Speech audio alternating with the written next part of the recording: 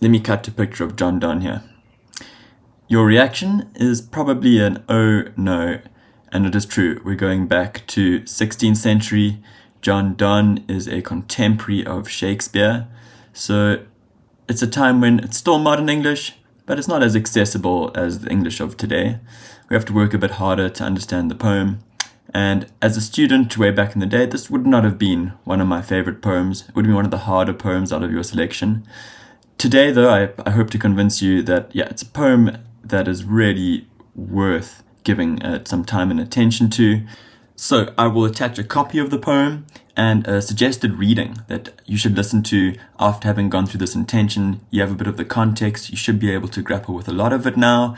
Read it closely, absorb it is my advice, and you will be able to recall and appreciate it at the moment when you need it, right? So quite a complex intention here. Let me just go through it. The poem uses a lover's desperate and absurd attempt to convince the sun that he and his love are at the center of the existence or the universe as a vehicle to magnify the intoxication of love and the feelings of power and importance that this creates. Okay, try and maybe read that to yourself and take that on board.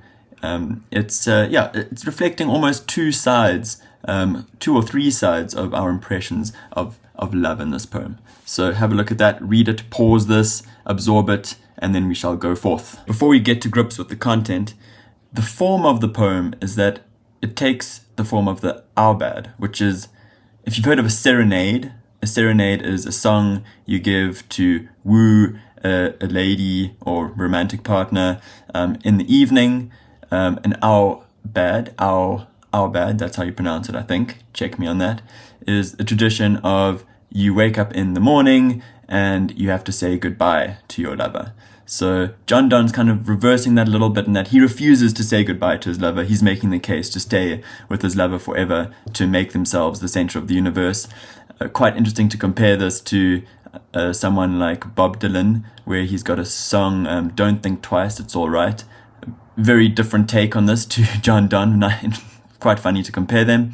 But if you can think of music which relies on this device or this form of the aubade, please write a comment if you can add to it. This kind of saying goodbye in the morning, okay? Or in this case, never saying goodbye. So to look a bit more closely, you can see this tone in various moments throughout the poem, and you can prove it by focusing on diction, which is that the poet is, again, he's using apostrophe, he's addressing the sun directly, but he's undermining and he's challenging the authority of the sun, and he's making himself, making the case for the love between him and his lover to be more important. So you can focus on a lot of diction here. He calls the sun an old fool. He calls the sun unruly. Okay, unruly there being the sun's not obedient to anyone. He's insulting the sun. And then some almost Shakespearean language here, saucy, pedantic, wretch. Okay, saucy being naughty, pedantic being, obsessive, and wretch is just a terrible person, right? You're a terrible person. So he's insulting the sun there, right? So note that insult and mockery. And at the same time, he has a different attitude, right, towards the love. So love is personified as its own being, right, and as being superior to the sun, right? So must to thy motions lovers' seasons run. Note that he often uses rhetorical questions throughout this poem to undermine and question and challenge the authority of the sun, but basically saying there, why should love be under the control of time and of your revolving around the sun? Okay, and this is closed off in the final two lines here. Love no season knows, so it does not have to obey time or seasons, and it even goes on nor hours, days, months, which are the rags of time. And you can get a good question, probably a prominent question there on rags of time, which is the rags, the metaphor going on there, or the implication of the diction of rag is saying that compared to love, hours, days, and months are insignificant. They are like small rags and pieces that we don't have to pay attention to, because love transcends, is far more important and significant than those chunks of time. Just to go through the content and the logic a bit here. So love is more important than also the everyday activities that people usually have to deal with, right? So here he says, the sun should instead, right, bother late schoolboys. In other words, those hurrying to school and the apprentices, right, who need to get to work on time. That's who the sun should really go and bother. It should go and bother the people, the huntsmen, preparing the horses and everything for the king's ride. That's who needs to pay attention to time. And country ants, I think you can take that to refer to just country workmen, right? People of the country, the peasants, that they need to obey the time. They need to wake up early to do their harvest offices, to go and, get grain and work. Okay, these are the parts of our lives that need to pay attention to time, but love transcends all of that. Rhyming with run, the thus, the us, okay, and then finally the rhyming couplet, the climb, and time at the end. And also note that each line has its own metrical pattern, and which is repeated in each stanza. So you don't need to know the details of the metrical pattern, but it's a highly structured poem. It almost reminds me of kind of the intricacy of gears in an analog watch, right? You know how complex those are and how they have to work and how tiny they are. This is how delicately this poem is constructed. Every line and every stanza of the three stanzas has the same metrical pattern. The challenge of the poem, and I can see it, is in the archaic language. It makes it difficult to engage with. Like in the previous stanza, you had that verb chide, where chide meaning to mock, where the speaker was saying, it's your duty as the sun to go and mock those who have common everyday tasks. But here in the second stanza, and again throughout the poem, just remember you have to just follow the content and the logic. And there's actually an argument. He's trying to persuade the sun, as long as you can follow what he's trying to say to the sun. So to look more closely here, the first line has an odd syntax in the rhetorical question that he asks the sun. But what he's saying there is to the sun, and he's challenging the sun with these rhetorical questions. He's just saying, why do you think you're so strong and powerful? And his answer to that, as a challenge to the sun, is saying, you're not really that powerful, because I can eclipse you. I can close my eyes and not see you just by winking. So in other words, you're not that powerful. I have control over you. Further undermining the sun, a nice question to look at is that he uses imperatives or commands. So he starts telling the sun what to do. Verbs like look and tell and ask. Another key technique he uses to undermine the sun. So what you also need to pay attention to is the hyperbolic language, which is typical of someone who's in love, who thinks that their love is the most important thing. So you can see it in these statements. He's saying, I can control the sun by just closing my eyes, but I'm not going to do that, because if I close my eyes, I won't be able to see the beauty of my love next to me. And then you get the most barf line of the poem, which is, if her eyes have not blinded thine. It's very cringy. He's saying, if the beauty of my lover has not already blinded you. Okay, the sun, right? So a very kind of arrogant line there. Or you could even start to see the lover being a bit kind of desperate in his argument here. That's an interesting way of looking at the poem. Also just note there, difficult lines to interpret. He's saying, look, and tomorrow late tell me whether both the Indias of spice and mine. So he's saying, in this case, in history, the Indias of spice and mine. The mine would be in the West Indies, where they were doing mining at the times. And then the spice is obviously the India we know today, where all the spice was being brought into England. And so he's saying, once you've traveled around the world, right, you come back and tell me whether be where thou left'st them or lie here with me. So essentially, he's kind of teasing the sun here, saying, you have to go and do your job, and you're going to take a long time to traverse the entire earth, where wouldn't you rather want to do nothing and lie here where much more important things are happening? Okay, so that's what essentially he's doing. And again, when it comes to politics and power, ask for those king whom thou sawest yesterday, and thou shalt hear all here in one bed lay. And this sets us up for the next stanza as well. But what he's saying is that, you've traversed the world and you've seen all the most powerful kings in the world as you've gone around the earth, right? But actually, if you really, really ask them, they would all prefer to be in my position, right, in bed with a lover, which is way more important than the power of all those kings. And so we arrive at the final stanza, which is a magnificent rounding off of the poem. So continuing almost from the previous stanza, we have the strong statement, she's all states and all princes I.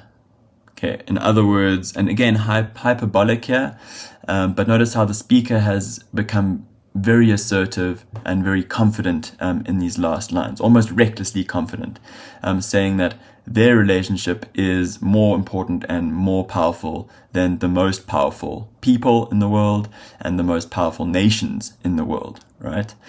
Moving a bit on there, nice question you could come up with here or get is the rhythm creeping in, which adds to the conviction or the strong beliefs of the lover, right? He's so invested in proving that his love is the most important thing in the world.